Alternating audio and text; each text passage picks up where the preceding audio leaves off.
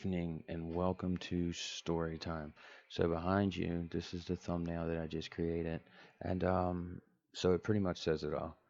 I was in the Marine Corps. I was in the Marine Corps for 4 years. I got out honorably. I took 2 years off. I went to the Army. So now I'm going to tell you my good experience about the Marines and my bad experience about the Marines, my good experience about the Army, my bad experience about the Army. Okay, so we're going to take you back. I'm getting out of high school. No clue what I want to do with life. The only thing I knew is I wanted to go into the Marine Corps. So I get out and, I'm living my life, doing whatever I want to do. I picked up the plumbing trade. So I was a plumber for like 2 years. And I loved it and hated it. And I ran into a Marine Corps recruiter. And my initial plan was actually to go to the office and join the Army. Army just looked like they had way more to offer. So I go up and I talk to the Air Force. They give me the ASVAB and they're pretty much like, nope, we can't take you. So I'm like, okay.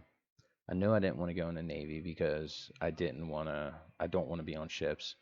Later, did I find out that there are a lot more jobs in the Navy than just being on ships. I went and talked to the Army. The Army was busy. I sat there for about 25 minutes, never seen anybody. This is back in 2011. Well, I look across the hall and there's a guy staring at me. So I'm trying to figure out what this guy wants. Well, he's a Marine Corps recruiter. So I walk over and I talk to him. Okay, how you doing today, sir? And he's like, I'm good. How are you? Um, I see you're in the Army office. Well, do you want to join the Marines? And I was like, well, I mean, not really. The Army has more to offer. I don't really know what you guys have to offer. I know what they're about. I just didn't know what they had to offer me. And he was like, well, come in here, have a seat, and let's see what we have to offer. So I was like, okay, let's go in there. I'll entertain this. I walk in, and this guy has these little placards with things on them.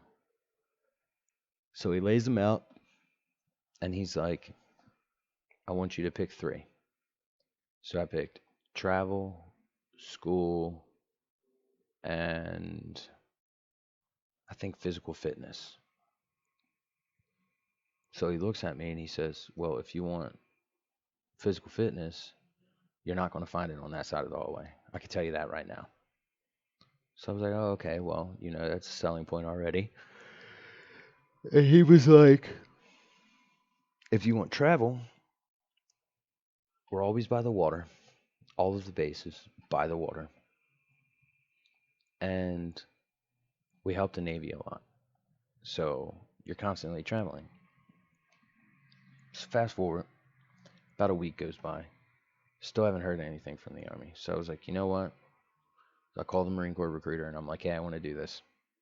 And he's like, all right, let's do it. I'll have you down to MEPS tomorrow. So I'm like, okay, cool. So I go down, freak out. And I'm like, no, I don't want to do this anymore. So I completely back out. I go home. I'm like, I'm not doing it. Don't answer his phone call. Don't answer his phone call. So I go back to plumbing. Again, I'm liking it because I'm making good money, but I'm hating my life. So something had to give. What do? I call the recruiter back. Well, this time he's kind of like, no, you've already wasted my time. I don't want to do this again. So I was like, no, like this time I'm serious. I'll sign right now. Take me to MEPS. Let's do this. And he takes me down to MEPS. Well, I get down there, and this time I'm good. So I go in, and they look at my ASVAB score, and I got like a 100 GT, which isn't great, but it isn't bad. I think you need like a 115 to qualify for every job. So they're like, well, what do you want to do? And I'm like, I want to be an infantry guy. Like, I want to be a gunslinger. And the people at MEPS look at me and they're like, absolutely not. Well, why? Because most of the infantry guys, their ASVAB is like half of yours. We're not putting you in as an infantry guy. Okay, well, what are my options? So I go through, they're like, you could be an MP. I'm like, no, I don't really want to be an MP. Um, you can be a fuel guy. Sorry about that. They're like, you can be a fuel guy. And I'm like, nah, I don't really want to be smelling like fuel all the time. Well, you could be a truck driver. Well, what do they do? He was like, well, it's really easy. Pretty much, you become a truck driver, and you'll you'll get your CDLs. He sold it to me. He sold it to me really good. And I was like, oh, well, okay, yeah, I want to do that. So I did. And that's exactly what I did. I became a truck driver, and I didn't hate it. I really didn't hate it. But at the same time, it just wasn't something that I was passionate about. So I go through the schoolhouse. I get certified on everything. I get all my license. I graduate the schoolhouse. I go to my unit, and one important lesson that they taught me early on, usually the first person that comes to talk to you is the person that you don't want to be associated with. So I get there, and just like just like I thought, there was, people coming up to talk to me. And I mean, I talked to them. Like, I wasn't just going to be like, "No, I can't talk to you." But I was very careful about what I said. And I made friends with these guys. Well, I decided that it was time for me to fast track. So I went from an E1 to an E4 in 2 years. I did all my schooling. I went through all my classes. I passed. Was always on time. I was always early. I was volunteering to do stuff. I went on 3 or 4 deployment workups, and I made it really quick. So these guys that came up to talk to me when I first got there, they all know how to listen to me, and they didn't like that. So I went from getting hazed all the time for being brand new to having people underneath of me. Well, the problem was when I was picking up my unit. So I was with truck company. My unit was actually gone on a deployment. So I picked up 4, and we didn't have anybody there. So I immediately got thrown into a platoon sergeant position. Did that for a little bit. We started getting our people back. So then I got moved over to the QC guy, which quality control for all the trucks and the whole entire motor pool. If any company wanted to turn in a truck, I had to inspect it and make sure that it was ready to go to maintenance. So I did that for a little bit. But again, I felt this just isn't what I want to do. So a job opportunity actually came up. It was a really great job opportunity to be the 2nd Marine Division Commanding General's driver. So I jumped on it. So the pluses were I fast tracked. I got people underneath of me because they seen it in me. I got platoon sergeant position. I got QC position, commanding general, driver. Negatives. The negatives of the Marine Corps were we did a lot of stupid stuff. There were a lot of times we were out there sweeping the rocks. And it's not the end of the world. Like, you're going to do stupid stuff. But there were times that we would be going to the rifle range. You can't draw weapons until 7, but we would be there at 4 standing in line so that we could be the first people, but they had a roster of how the order was going to go.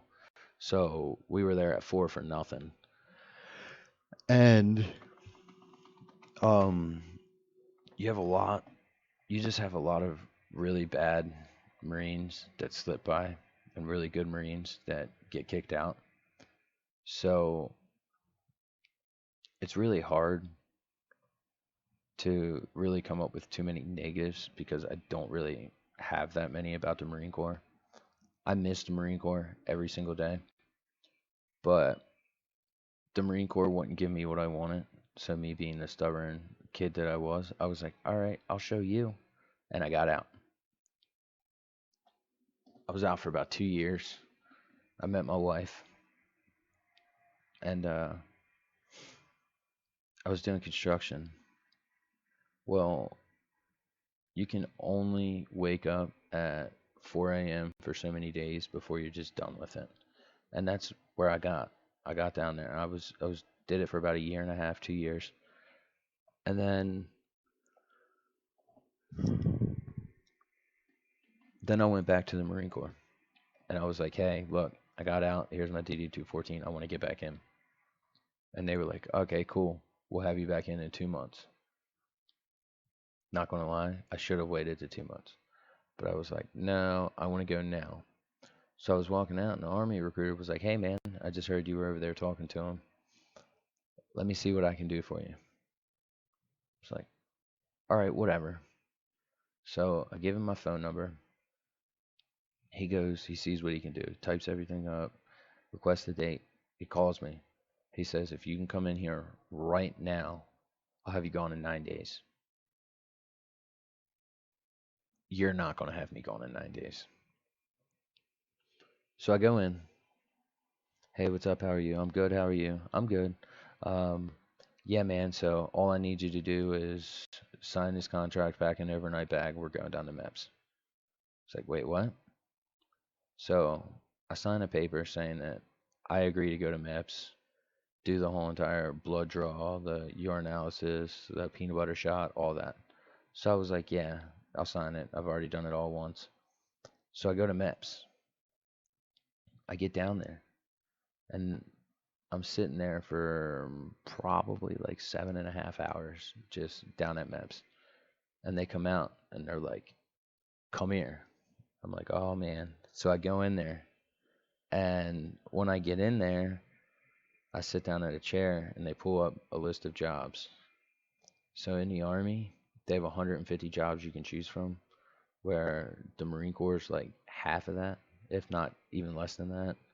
So I qualified for like 110 jobs.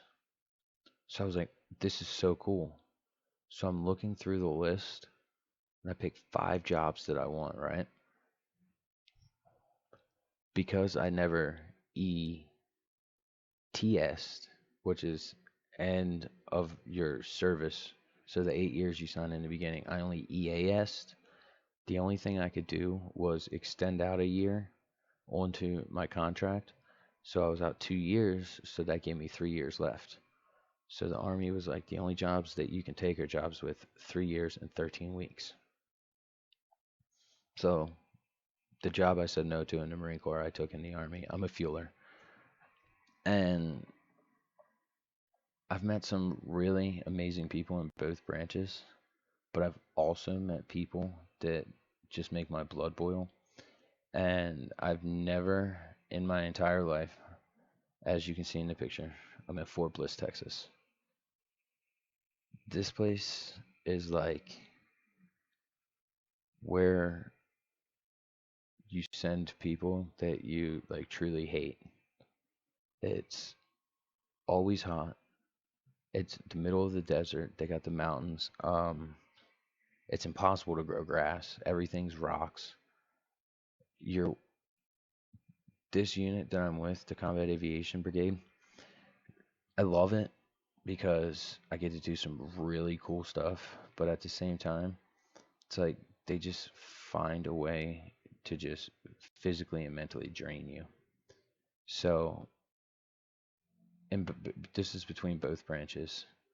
I've had some outstanding leaders, and I've had some leaders that I wouldn't I wouldn't want my worst enemy to have. And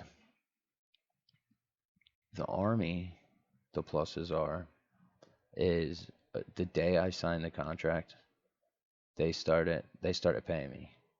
I signed the contract on like the 26th and I got paid the 15th of the next month. Like they immediately started paying me. The army also took all of my wife and my kids' information and uploaded it all for me. So they were immediately receiving benefits. They could immediately go get their IDs. The Marine Corps is not like that. I had my son.